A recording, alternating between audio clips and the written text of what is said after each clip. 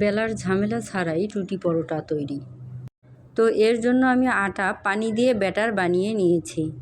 এবার প্যান গরম হয়ে গেলে একটি চামচের সাহায্যে ব্যাটার দিয়ে ঘুরিয়ে নিতে হবে। এরপর এক পাশ হয়ে এলে উল্টে অপর পাশ ভেজে নিতে হবে। রুটি বানাতে চাইলেই এভাবেই তেল ছাড়া বানিয়ে নিতে হবে। আর পরোটা বানাতে চাইলে এবার প্যানে সামান্য একটু তেল দিয়ে ব্যাটার ছেড়ে পাতলা করে নিতে হবে।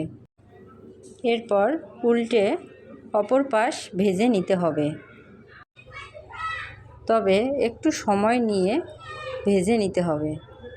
আর এ সময় চুলার হিট অবশ্যই মিডিয়াম হিটে রেখে ভেজে নিতে হবে। তো আমরা এভাবে বেলার ঝামেলা ছাড়াই রুটি কিংবা পরোটা ভেজে নিতে পারি। স্বাদেও কম